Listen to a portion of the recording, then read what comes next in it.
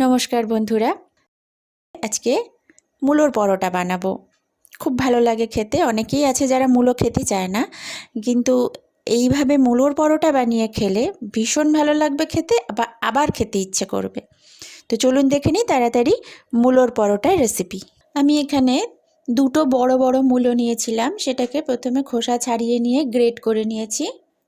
এটা দিয়ে গ্রেট করে নেওয়ার পর এর ভেতরে অনেকটা জল হয়েছিল, সেই জলটাকে আমি চিপে বের করে নিয়েছি। এই দেখুন, কিন্তু এই জলটা কিন্তু ফেলবো না, এটা দিয়েই এই পরোটার ময়দাটা মাখবো, তাই রেখে দিয়েছি।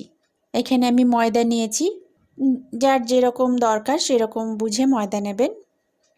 নুন দিলাম, একটু খাবার সোডা দিলাম, একটু চিনি দিলাম। যেভাবে আমরা লুচি পরোটার আটা বা ময়দা মেখে থাকি ময়ান দিয়ে, ওই রকমভাবেই মাখবো এটা। এবারে ওই মূলোর জলটা দিয়ে অল্প অল্প আটাটাকে মেখে নিতে হবে।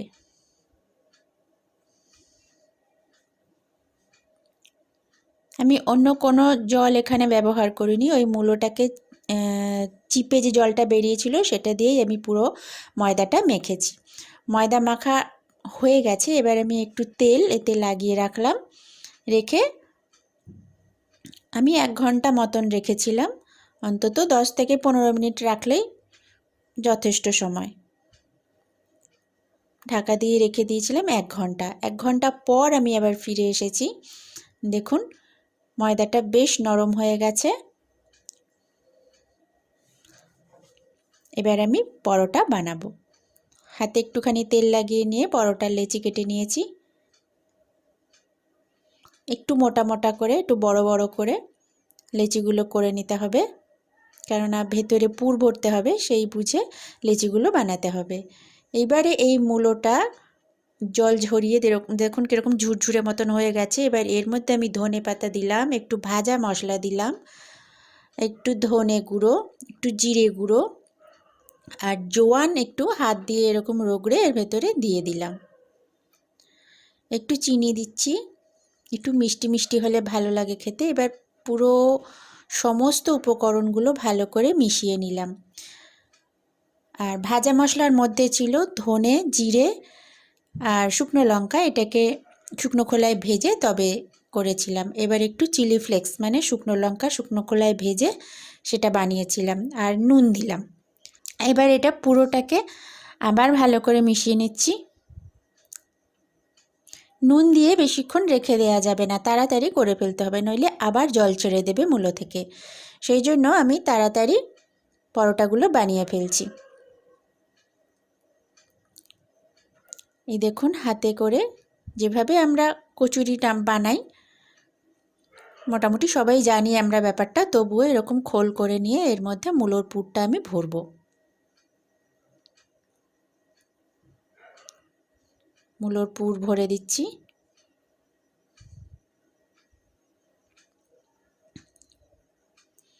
চারপাশের মুখটা ভালো করে বন্ধ করে দিতে হবে।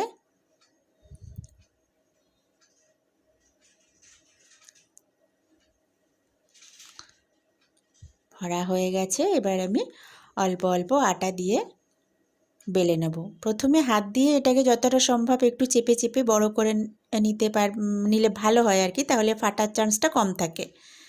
এবার হালকা হাতে এটাকে বেলে নিতে হবে। খুব একটা ফাটে না যদিও, তবুও খুব একটা বেশি চাপ দিয়ে বেলবেন না, তাহলে বলা যায় না, ফেটে যেতে পারে। হালকা হাতে, খুব হালকা হাতে একটু চাপ মানে অল্প অল্প চেপে বেলে নিলেই যথেষ্ট। এবারে তাওয়া গরম করে এটাকে ভেজে নিতে হবে। আমি আবারও একটা পরোটা তৈরি করে নিচ্ছি পুর ভরে। প্রথমে ডোটাকে বানিয়ে নিয়ে আবার এরকম একইভাবে হালকা হাতে অল্প অল্প ময়দা দিয়ে একটা পরোটা বেলে নিলাম। এক পিঠ ভালো করে সেঁকা হয়ে গেলে অন্য পিঠটা উল্টে দিতে হবে, দিয়ে খুব অল্প অল্প তেল ব্রাশ করে এটাকে ভেজে নিতে হবে। যদি মনে করেন আপনারা বেশি তেলে ভাজবেন তাহলে ভাজতে পারেন, কিন্তু আমি একটু অল্প তেলেই পছন্দ করি, সেই জন্য এরকম হালকা হালকা তেল ব্রাশ করেই আমি পরোটাগুলোকে ভেজে নিয়েছি। ভীষণ নরম হয় আর খুব সুস্বাদু হয় খেতে। কাঁচা মূলোর যে গন্ধটা একদমই এতে পাওয়া যায় না। দু পিঠ এরকম ভালো করে সেঁকে নিয়ে তেল দিয়ে ভেজে নিয়ে রেডি হয়ে যাবে মূলোর পরোটা। আবারও আরেকটা পরোটা দিয়ে দিলাম, দু পিঠ আবার তেল ব্রাশ করে দিচ্ছি।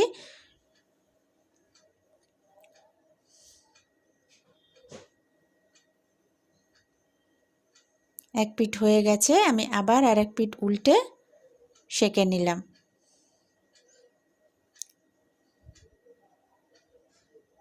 ব্যাস, আর একটা মূলোর পরোটা রেডি। এমনি করেই আমি সমস্ত পরোটাগুলো বানিয়ে নিয়েছি। মূলোর পরোটা একদম তৈরি। তো বন্ধুরা, আমার এই মূলোর পরোটার রেসিপি আপনাদের যদি ভালো লেগে থাকে তাহলে লাইক দেবেন আর একটা কমেন্ট করলে খুব খুশি হব।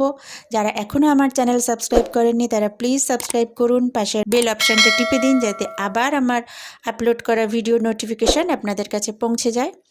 ধন্যবাদ বন্ধুরা ভিডিওটা দেখার জন্য।